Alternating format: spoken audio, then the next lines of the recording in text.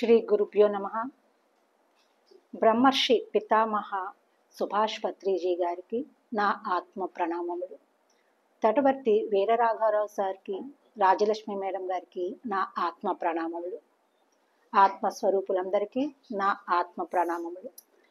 ఈరోజు మనము రాజలక్ష్మి మేడం గారు ఇచ్చిన జ్ఞానాన్ని మీతో పంచుకోవాలి అని అనుకుంటున్నాను. ధ్యానం కుదరకపోవడానికి గల కారణాలు ఏమిటి అనేది మేడం గారు చెప్పడం జరిగింది. ఏమిటంటే, మన ఆత్మ మీద 5 తొడుగులు ఉంటాయి. తొడుగులు అంటే మామూలుగా మనం ధ్యాన మార్గంలో ఉన్నవారం కోశాలు అని అంటాము. పంచకోశాలు ఈ ఆత్మ మీద ఉంటాయి. ఆ పంచకోశాలు ఏమిటంటే అన్నమయ కోశం, ప్రాణమయ కోశం, మనోమయ కోశం, విజ్ఞానమయ కోశం, ఆనందమయ కోశం. ఈ 5 కోశాలు మన ఈ ఆత్మ మీద పొరలుగా కప్పబడి ఉంటుంది, ఈ ఆత్మ పైన. అయితే మరి ఈ అన్నమయ కోశం గురించి తెలుసుకుందాము. స్థూల శరీరము ఈ అన్నమయ కోశం మీద ఆధారపడి ఉంటుంది. అంటే మనము ఇచ్చే ఆహారాన్ని బట్టి ఈ శరీరం అనేది ఏర్పడుతుంది. అయితే మరి ఈ శరీరానికి ఎటువంటి ఆహారాన్ని ఇవ్వాలి అంటే శుద్ధ సాత్వికమైన శాకాహారాన్ని ఇవ్వాలి. ప్రాణశక్తి ఉన్న శాకాహారాన్ని మనము తీసుకుంటూ ఉండాలి. అప్పుడే ఈ అన్నమయ కోశం అనేది శుద్ధంగా ఉంటుంది. అప్పుడు మనకి శరీరానికి ఎటువంటి అనారోగ్యము అనేది ఏర్పడదు. ఎటువంటి అనారోగ్యం లేకపోతే మనము చక్కగా కూర్చొని ధ్యాన సాధన చేసుకోగలుగుతాము. రెండవది ప్రాణమయ కోశం. ఈ ప్రాణం ఉంటేనే కదా, అంటే మనము ఏదైతే ప్రాణశక్తిని ఉచ్ఛ్వాస నిశ్వాసల ద్వారా మనం ఏవైతే శ్వాసను తీసుకుంటున్నామో అదే ప్రాణశక్తి. మరి ఈ ప్రాణశక్తి మనము తీసుకున్నది మాత్రమే సరిపోదు. మనము రాత్రిపూట పడుకున్నప్పుడు మనకి ప్రాణశక్తి అనేది బాగా అందుతుంది. అది కూడా ఎలా? మనము మంచి గాఢ నిద్రలో ఉన్నప్పుడు మనకి ప్రాణశక్తి మన లోపలికి వెళ్తుంది. కానీ మనం ఎంతమంది గాఢ నిద్రిస్తున్నాము? చాలా టైం అటు ఇటు దొళ్ళతంతో సరిపోతుంది. తరువాత కలత నిద్రలు, కాలాలు, ఇలా వీటితోనే గడిచిపోతుంది చాలా మందికి. మనకి గాఢ నిద్ర అనేది చాలా తక్కువ సమయంలో మాత్రమే మనము తీసుకోగలుగుతాము గాఢ నిద్రని. అప్పుడు మాత్రమే ఆ ప్రాణశక్తి అనేది మన లోపలికి వెళుతుంది. ఈ ప్రాణశక్తి మనకి మన దైనందిన కార్యక్రమాలు చేసుకోవడానికే సరిపోతుంది. అందుకే తిరిగి మళ్ళీ రాత్రి అనేది పెట్టడం, నిద్రపోవాలి అని పెట్టడం జరిగింది. మరి అలా కాకుండా మనం అనారోగ్య పాలు అవ్వకుండా మన శరీరం ఉత్తేజంగా ఉండాలి అంటే ఏం చేయాలి? ధ్యానం చేయాలి. శ్వాస మీద ధ్యాస అనే ధ్యాన సాధన చేయడం వల్ల మనలోనికి సహస్రారం నుంచి, బ్రహ్మరంధ్రం నుండి మనకి అపారమైన విశ్వశక్తి మన లోపలికి ప్రవేశిస్తుంది. దానిని కాస్మిక్ ఎనర్జీ అని కూడా అంటూ ఉంటాం. ఈ ధ్యానం వల్ల మాత్రమే మనకు అలాంటి ప్రాణశక్తి లోపలికి వెళ్ళడం వల్ల మనము ఇంకా ఎంతో బాగా ఉంటాము.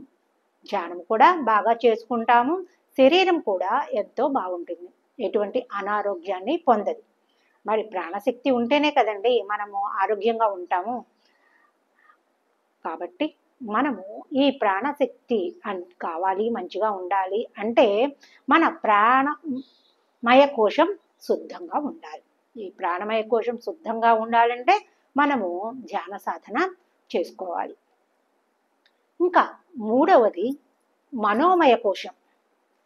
ఈ మనోమయ కోశం అనేది, ఈ కోశాలన్నీ ఒకదానికొకటి లింకప్ అయి ఉంటాయండి. మనము ఇందాక చెప్పుకున్న ప్రాణమయ కోశం శుద్ధంగా ఉంటే మన కర్మేంద్రియాలు కూడా చక్కగా పనిచేస్తాయి. అలాగే ఈ మనోమయ కోశం, ఇది మనస్సుకు సంబంధించింది. ఈ మనసు కూడా ఎంతో శుద్ధంగా ఉండాలి. మనసు కూడా శుద్ధంగా ఉంటే అప్పుడు మన బుద్ధి వికసిస్తుంది. మన బుద్ధి వికసిస్తే జ్ఞానేంద్రియాలు చక్కగా పనిచేస్తాయి. మరి ఈ మనసు శుద్ధి కావాలి అంటే ధ్యానం చేయాలి. ధ్యానం ద్వారానే ఈ మనసు శుద్ధి అవుతుంది. అప్పుడే మనకు ఈ మనసు ఎన్నో విషయాలను సేకరిస్తూ ఉంటుంది. అవసరమైనవి అనవసరమైనవి కూడా సేకరిస్తూ ఉంటుంది. ఎప్పుడైతే మనము ఈ ధ్యాన సాధనలోకి వస్తామో అప్పుడు అనవసరమైన విషయాలను మనకు ఈ మనసుకి మనము తీసుకోము. అవసరమైన జ్ఞానానికి సంబంధించిన విషయాలను మాత్రమే ఈ మనసు గ్రహించడానికి అలవాటు పడుతుంది ఈ ధ్యాన సాధన వల్ల. అలాగే స్వాధ్యాయం వల్ల కూడా మన మనస్సు శుద్ధి అవుతూ ఉంటుంది. ఈ మనోమయ కోశం శుద్ధి అవుతూ ఉంటుంది. కాబట్టి మనము ఇవన్నీ కూడా శుద్ధి చేసుకుంటూ రావాలి. ఇంకా 4వది విజ్ఞానమయ కోశం. ఈ విజ్ఞానమయ కోశం అంటే మనకి జ్ఞానం వస్తుందన్నమాట ఈ విజ్ఞానమయ కోశం వల్ల. ఎలా? మన ఆధ్యాత్మిక పుస్తకాలు చదవడం వల్ల, ధ్యానం చేయడం వల్ల మనకి జ్ఞానం పెరుగుతుంది. ఎప్పుడైతే మనము ఈ అనవసరమైన విషయాలను పక్కన పెడతామో, ఎప్పుడైతే మనం అవసరమైన విషయాలను తీసుకుంటూ ఉంటామో అప్పుడు మనలో జ్ఞానం అనేది ఉదయిస్తుంది. దీనికి ఒక ఉదాహరణ, మనకి మహాభారతాన్ని వేదవ్యాసులు రచించారు అని మనకు తెలుసు. అయితే ఈ వేదవ్యాసుల వారు రాయలేకపోతారు. అప్పుడు విఘ్నేశ్వరుని అడుగుతారు, ఇలా మహాభారతం రాయాలి అని. అప్పుడు విఘ్నేశ్వరుల వారు అంటారు, నేను ఈ విజ్ఞానమయ కోశంలో ఉండి రాస్తాను. అయితే మీరు ఎక్కడ ఆపకుండా చెప్పాలి. మీరు ఎక్కడ ఆపుతారో అప్పుడు నేను ఇంకా రాయను, నేను రాయడం అనేది ఆపేస్తాను అని చెప్పడం జరుగుతుంది. అప్పుడు వేదవ్యాసుల వారు చెప్తూ ఉంటారు ఆగకుండా. అప్పుడు విఘ్నేశ్వరుడు విజ్ఞానమయ కోశంలో ఉండి మొత్తం మహాభారతాన్ని ఆయన రచించారు. ఇలా ఈ విజ్ఞానమయ కోశం అనేది మనము సజ్జన సాంగత్యం, ఆధ్యాత్మిక పుస్తకాలు చదవడం ద్వారా, శ్వాసమేధ ధ్యాస అని పెట్టి సాధన చేయడం వల్ల మనకి ఈ విజ్ఞానమయ కోశం శుద్ధి అవుతుంది. ఇంకా ఆఖరిది ఆనందమయ కోశం. ఆనందమయ కోశం అంటే మనము ఎప్పుడు ఆనందంగా ఉంటాము? నిద్రపోయినప్పుడు ఆనందంగా ఉంటాము. ఎందుకంటే ఈ శరీర స్పృహ ఉండదు, మనసు స్పృహ ఉండదు. కాబట్టి ఆ సమయంలో మాత్రమే మనము ఆనందంగా ఉంటాం. మరి మెలకుగా ఉన్నప్పుడు కూడా, అంటే నిద్ర నుంచి మేల్కొన్నప్పుడు కూడా మనము ఆనంద స్థితిలో ఉండాలి. అదే అసలైన ఆనంద స్థితి. మరి ఈ ఆనంద స్థితిలో ఉండాలి అంటే ఏం చేయాలి?